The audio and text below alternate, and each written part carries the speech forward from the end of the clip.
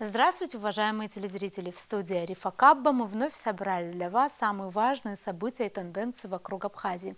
Все, что актуально на данный момент, что касается нас прямо или косвенно, или влияет на имидж республики. Итак, начнем.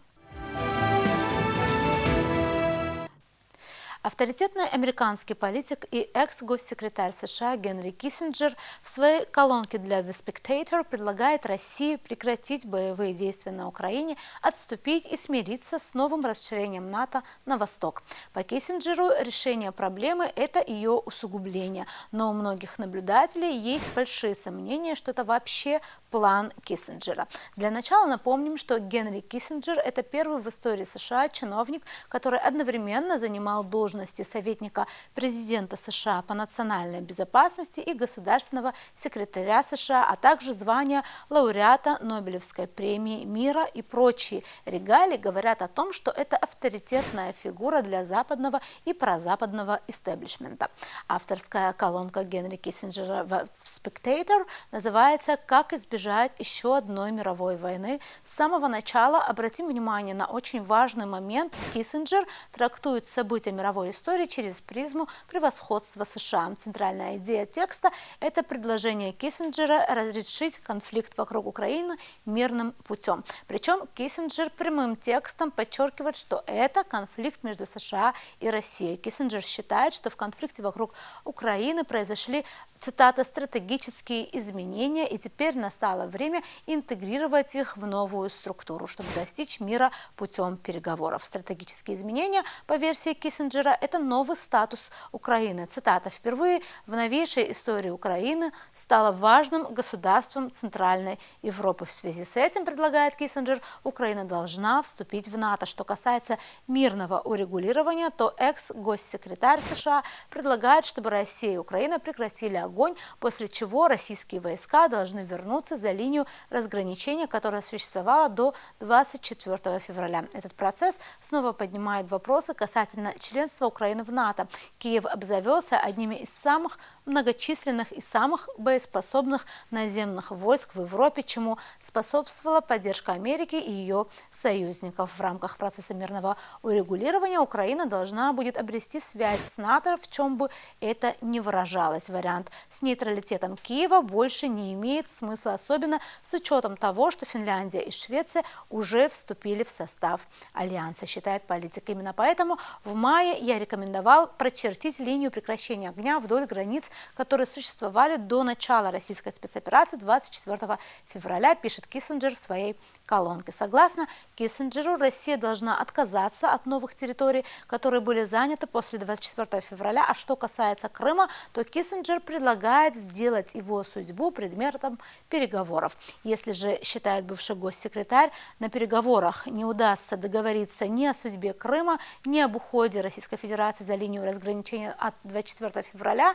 Киссинджер считает, что цель мирного урегулирования – это создание новой международной структуры, видимо, структуры безопасности. Учитывая, что Киссинджер начал с месседжа о доминировании США, то, видимо, и разрабатывать новую структуру должны будут под диктовку Вашингтона.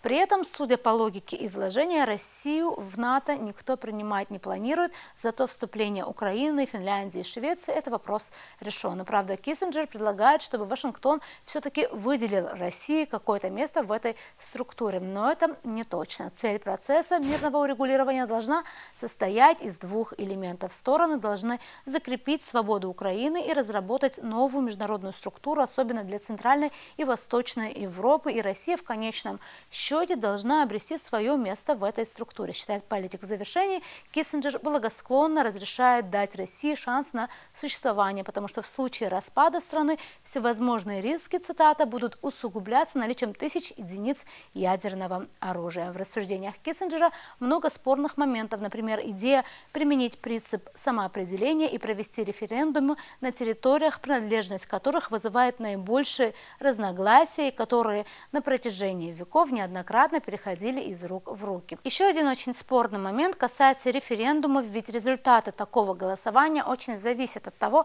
какая сторона будет их проводить, Киев или Москва. Или, может быть, референдумы пройдут под контролем ООН. Но главный спорный момент в плане Киссинджера – это полная неувязка с позицией Кремля. И Владимир Путин, и часть российской элиты публично заявляли, что военное освоение Украины и приближение инфраструктуры НАТО в Кремле рассматривают как угрозу для безопасности России. И в связи с этим в Кремле заготовили, как выразился в январе 2022 года Сергей Лавров, военно-технический ответ. Если говорить о политических взглядах Киссинджера, в отличие от неоконсерваторов, ярчайшим представителем которых является, например, Джордж Буш-младший, Генри Киссинджер – это яркий представитель школы реальной политики, конкурирующей с неоконсерваторами. Если говорить о разнице, то неоконсерваторы вообще не принимают во внимание, что у других стран могут быть какие-то свои интересы. В отличие от них, Киссинджер и сторонники реальной политики исходят из того, что и другие страны могут иметь свои интересы, и США даже могут принимать их во внимание. В принципе, отсюда и фирменный стиль Киссинджера под названием «челночная дипломатия». Но, судя по последней колонке, Киссинджер в своем мирном плане вообще не учитывает интересы России, а как будто с барского плеча дает какие-то туманные обещания, если Кремль согласится на предложенные условия. Поэтому мирный план Киссинджера выглядит так, как будто его писал Джордж Буш-младший, а вовсе не Киссинджер, считают многие обозреватели. Что касается реакции Кремля, пресс-секретарь президента Дмитрий Песков оперативно сообщил на пресс-конференции, что в Кремле так и не нашли время ознакомиться с идеями Киссинджера. Безусловно, талант, опыт и экспертиза Киссинджера востребованы всегда. Особенно они востребованы в таких острых ситуациях. Мы с большим интересом ознакомимся с этим материалом, пока, к сожалению, возможности такой не было, заявил Песков. К другим темам. На прошлой неделе в частично признанном балканском государстве Косово произошла серьезная эскалация конфликта. Баррикады на севере Косово местные сербы начали воздвигать в минувшие выходные, блокировав все дороги, ведущие к главным КПП на границе с Сербией – Ярина и Брняк. Акция сербов стала ответом на арест косовскими властями бывшего сербского полицейского Диана Пантича по обвинению в нападении на сотрудников ЦИКа, когда те готовили проведение выборов мэров 4 городов на севере, населенных преимущественно сербами. Выборы были назначены на 18 декабря, после того, как косовские сербы в начале ноября покинули органы власти Косово в знак протеста против запрета использования на косовской территории выданных в Сербии автомобильных номеров. И хотя президент Косово Вьоса Османи под давлением Запада перенесла в конце минувшей недели выборы на апрель, ситуацию это не успокоило. Север Косово оказался практически парализован. За последние дни сербы блокировали баррикадами основные магистрали, косовские власти направили туда дополнительные подразделения полиции. Главное КПП на границе с Сербией закрыты, школы и некоторые другие учреждения на севере не работают. Периодически в разных районах звучат выстрелы и разрывы шумовых гранат, обстрелу подверглись патрули полиции и полицейской миссии Евросоюза. Власти в Приштине обвинили в эскалации сербские банды, возглавляемые Белградом, и потребовали от размещенных в Косово сил НАТО. Власти Сербии утверждают, что Приштина пытается изгнать сербов с севера, а президент Александр Вучич объявил, что 15 декабря Белград направит запрос в НАТО на ввод в Косово сербского воинского и полицейского контингента. Белград и Приштину в среду посетит спецпредставитель ЕС на Балканах Мирослав Лайчик. Его цель не только остановить эскалацию напряженности между Сербией и Косово, но и вернуть стороны к диалогу о нормализации отношений. Тем более, что поддержанный Евросоюзом и США франко-германский план уже передан Белграду и Приштине. Поездку Мирослава Лайчика в Белград и Приштину анонсировал в начале недели глава европейской дипломатии Жозеф Боррель. По его словам, отношения Сербии и Косово стремительно деградируют, а конфронтация и провокация в последние дни идут по нарастающей. Это в том числе нападение на полицейскую миссию Евросоюза и косовскую полицию. Баррикадами блокируют дороги, вооруженные люди разгуливают по улицам. Все это неприемлемо для наших партнеров, стремящихся к европейскому будущему, констатировал Жозеф Боррель. В нашей сегодняшней передаче с политологом Бесланом Хагбом мы обсудили реальные истоки нового витка противостояния сербов и албанцев в Косово и некоторые другие вопросы. Здравствуйте, Беслан Алексеевич. Здравствуйте. Прежде всего, хотелось бы поговорить о колонке Генри Киссинджера в известнейшем журнале The Spectator. И сам он личность очень известная, можно сказать, в мире дипломатии и геополитики. Как вы оцениваете вот его эту последнюю колонку, его выводы о том, чем должен закончиться конфликт на Украине? Вы знаете, что касается колонки Генри Киссинджера, все обращают на это внимание по одной простой причине, потому что это самая колоритная личность вообще сегодня в мировой дипломатии. Ему скоро должно исполниться 100 лет. Я помню Генри Киссинджера еще по холодной войне Советскому Союзу, когда он приезжал, встречался с такими деятелями, как Андрей Громыко, Леонид Брежнев. Это такая личность, к мнению которой прислушивается. Но вот то, что вот сделал вот его заявление, последнее его интервью вот в этой колонке, знаете, она уже подверглась критике со стороны многих вот обозревателей по одной простой причине, что это значит вот склонит Россию вообще вот оставит специальную военную операцию вот и причем согласиться на те условия мирного переговора, да, вот, которые выдвигают прежде всего западные страны. То есть прежде всего согласиться с возможным вступлением Украины в НАТО, вот, вернуться к границам, которые имело место в прошлому году, да, 24 февраля 2022 года, не в прошлом году, вот, этого года. То есть вот все эти операции, которые затеяло российское правительство, да, по денацификации, все это остановит. Вряд ли Россия это примет, и несмотря на то, что Генри Киссинджер это действительно такая видная политическая фигура, но несмотря на все это, вряд ли Россия согласится на послушают, вот, скажут, что все-таки мы послушали, но довести надо до конца, потому что те задачи, которые были поставлены, специальной военной операции не выполнены. Это прежде всего освобождение Донбасса, освобождение тех территорий, которые уже присоединены к России. Понимаете, вот некоторые западные страны в последнее время увлеклись. Вот дипломаты, чтобы, возможно, может быть, мы вступим на какие-то переговоры, но все обращают внимание, что условия еще не созрели все-таки, потому что те задачи, которые были поставлены, они не выполнены, прежде всего со стороны Российской Федерации. Но, как вам кажется, там он даже говорит о таких вещах, как возможные новые референдумы на известных вот территориях, да, которые Украина все еще считает своими, а Россия уже считает своими. То есть он предлагает референдумы там провести, вот, получается, под международным наблюдением. Насколько это действительно реализуемо? Это абсолютно нереализуемо по одной простой причине. Если Россия согласится на это, она теряет свой суверенитет над теми территориями, которые уже присоединены, и уже это нарушение вообще Конституции Российской Федерации. Понимаете, согласиться Россия на это никогда не пойдет, вот, чтобы провести какие-то референдумы, опрос населения и так далее.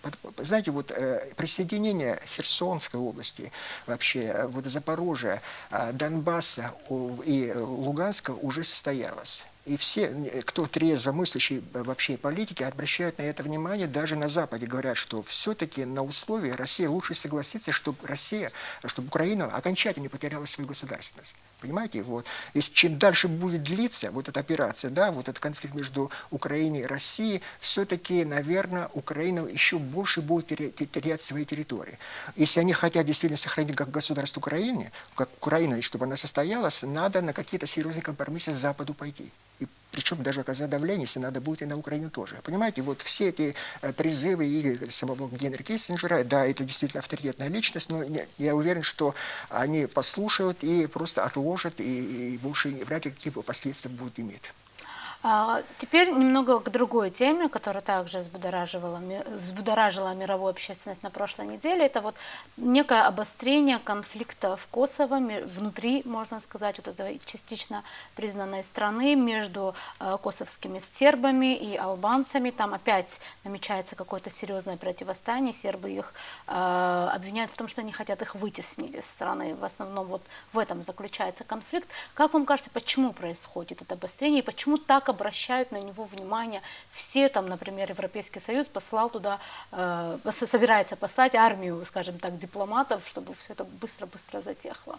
На это обращают внимание, потому что это происходит в центре Европы, на Балканах. Это первое. Второе, это отвечает, как они говорят, жизням европейской безопасности прежде всего. Понимаете, когда мы в Абхазии тоже иногда проводим параллели между Абхазией и Косово, есть некоторое сходство. Все-таки в результате распада какое-то образование в большой стране, в нашем случае это Советского Союза, потом и Грузинская ССР, скажем так, да, а вот что касается Косово и Сербии, это распад Югославии, и это благодаря, в результате, благодаря, я имею в виду, прежде всего, той политики авантюрной, политики, которую проводила Запад по отношению к этой стране. Понимаете, вот почему какая-то параллель? Это тоже страна, которая, я имею в виду Косово, такой автономный край, которая была вытащена и было сделано таким образом, преподнесено мировому сообществу, что какой-то геноцид там имело место. Надо иметь в виду, что политика по отношению к албанцам была очень тяжелой. Еще даже вот я имею в виду, когда была такая страна, как Югославия. Очень сложные были отношения между сербами и автономным краем Косово. Я еще помню, когда был такой деятель, которого зовут Иосиф Брос Тито, у его вот была такая жесткая политика по отношению к этому краю. Там действительно имели место какие-то нарушения, может быть, прав национальных меньшинств, но такие же права были нарушены, между прочим, имели место, например, и в Южной Осетии, в Абхазии, если вспомнить. На это не обращают внимания, между прочим. И когда вот такое двойное прочтение международного права, избирательное по отношению к Абхазии, Южной Осетии, одно прочтение, по отношению к Косово другое прочтение. А сейчас такое обострение это регулярно происходит, потому что последняя вот договоренность, которая была заключена между европейскими странами под давлением США и согласилась Сербия, там было обозначено, что все-таки статус сербского сообщества, так и называется статус, автономно должен быть сохранен. Косовары не согласились с этим, потому что они сейчас хотят вступить в Европейский Союз, они подали заявку, а самое главное условие для вступления в Европейский Союз внутри этой территории, республики, края, даже не должно быть конфликтов межнациональных.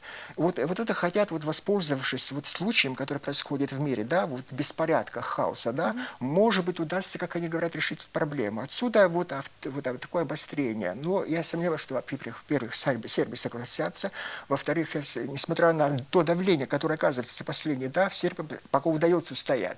Но я не уверен, что все-таки косоварам удастся вот вступить в Европейский Союз, и вообще какие-то международные организации. Единственное, если память не изменяет, международную организацию, в которую они вступили, это вот ВТО, Всемирную торговую организацию, не в ООН, хотя 70 стран уже признали, между прочим, Косово как независимую суверенную страну. Вот видите, это больше стран, чем признали Абхазию и Осетию. Но все-таки, понимаете, вот эти конфликты, они очень трудно разрешимы. И у нас на Кавказе, и на Балканах, потому что мировые большие страны не могут договориться к какому-то согласию прийти вот по вопросу разрешения этих конфликтов, прежде всего. Отсюда такие обострения очередные, можно сказать, и по отношению к Косово тоже. Помню, какое-то время говорили даже о том, что, возможно, представителям Косово дадут выступить в ООН, что будет какие-то сподвижки. Как вот в этом направлении? Вы не верите в это, что вот... Такие площадки предоставляются, между прочим, и сегодня. Между прочим, их принимают, даже несмотря на то, что они не состоят в этих международных организациях, но их принимают в видные страны, даже лидеры стран. Но, несмотря на это, все-таки не будем забывать, такие самые крупные международные организации, какими являются ООН, вот в Совете Безопасности состоит такая страна, как Российская Федерация, которая никогда не согласится со вступлением этой страны в Организацию Объединенных Наций, потому что Россия обладает правом вето. Кстати, Китай тоже, между прочим. Вот видите, есть много препятствий для полноценного вступления Косово в международную организацию. Но это не значит, что конфликт каким-то образом удастся регулировать. Понимаете, между сербами и албанцами, проживающими в Косово, это такой цивилизационный конфликт прежде всего. И поэтому вряд ли в ближайшие десятилетия удастся решить. Если удастся каким-то образом с участием и России, и Европейского сообщества, и, может быть, даже США стабилизировать хотя бы временно, я считаю это большим успехом. Впрочем, как и другие конфликты, которые имеют место вообще-то и в нашем Кавказском крае тоже. Да, вот тут, в принципе, получается, что 70 стран признало Косово, и тем не менее, вот это количество не показатель, даже вот в смысле устойчивости государственности. Да? Такое образование, которое называется Тайвань, эта страна признана 6 странами, она входит в десятку самых крупных развитых стран. Понимаете, признание, институт признания, это очень важно, но надо иметь в виду, что как государство необходимо состояться. экономической, обеспечение безопасности. Это такие проблемы, которые стоят и перед нашей страной Абхазии. Понимаете, можно декларировать, я не знаю, мы можем себя назвать даже, что мы империя Абхазия. Понимаете, но как государство нам необходимо состояться, институты. Как нация должна проявить себя как государство состоятельное. Вот если вот с помощью Российской Федерации вот это все мы наладим, я уверен, что многие другие страны по-другому к Абхазии будут относиться. Это самая главная задача, которая стоит перед нашей страной. И будем надеяться, что это будет выполнено. Большое спасибо, что пришли, ответили на наши вопросы. Благодарю вас. На этом сегодня все. Мы будем продолжать держать руку на пульсе событий. До новых встреч в эфире.